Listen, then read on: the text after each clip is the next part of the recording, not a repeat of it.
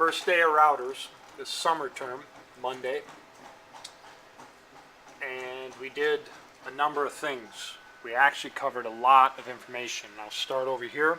First thing I gave them was the IP address in order to connect into the routers remotely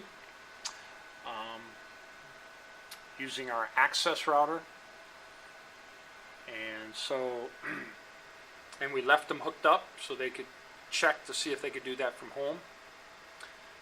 So we can get that taken care of. And then we reviewed the OSI model, the application, presentation, session, transport network. And the reason we got to this was we were looking at a MAC address and we want to know what layer and where that came from. Media access control allows us to access the medium, whatever it might be, which nowadays could be fiber, copper, copper, some kind of wire, some kind of fiber in the light, using light, or shooting it in the air. A variety of things in the air. Then we talked about, we had that access server at this address and this mask. We talked a little bit about that. And then we have a switch. Now, if you actually want to see that switch that we're talking about is actually this one right here. Everybody's connected into that.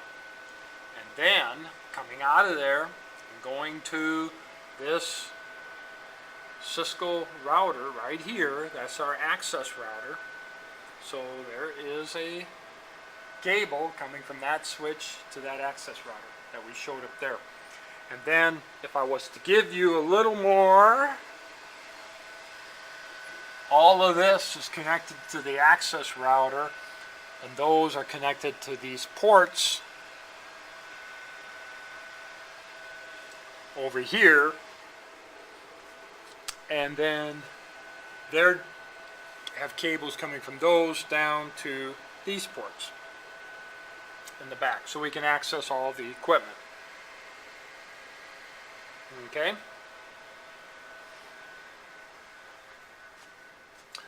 So that switch we don't have any TVs, but we're just talking about that.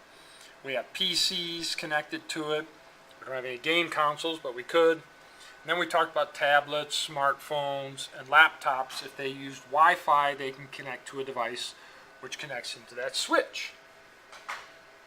That is exactly how we have it here at the college, but that's what we talked about. Okay?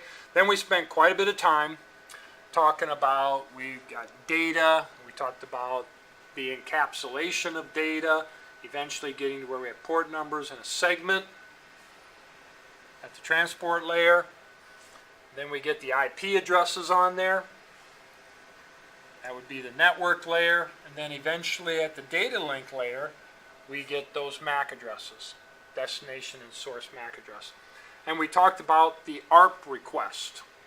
We have the destination IP, for example, this server, and we want to connect to it so the computer does an ARP. It uses a broadcast address for the destination MAC, and it has our MAC in it. It has the IP of the server, and it does an ARP, and it gets the MAC address of the server. Once it has that, the PC can send the packet into the switch. It has the MAC address, and it sends it right to the server. Then we did an ARP minus A, and we could see the table that kept track of those addresses. And we talked about expanding then from being just this network to using a router to have another network here, and then another network that eventually would go to an ISP and allow us to go out to the internet. We talked about a little bit about TCP/IP, and we talked about Ethernet.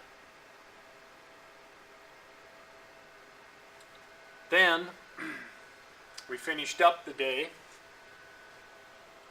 We connected four routers in fact, different devices. So this was the router I configured, and then we connected to this router, device 12, and they're still connected. And here was the IP addressing we used for this connection. So that one was a .2, and the one here is a .1. Here we used a crossover cable to connect these two routers using fast Ethernet 01, and they use the address .3.0/24, 24 bits for the mask. And then we connected these two routers. We have a .1 here for this network address right here, and a .2 there. And those were the serial interfaces. And so we finished up with that configuration, and we had connectivity. The middle router could ping all three other routers. They could ping the middle router, but the routers couldn't ping across this router here. And we'll talk about why that is on Tuesday. So I'll get the big picture here.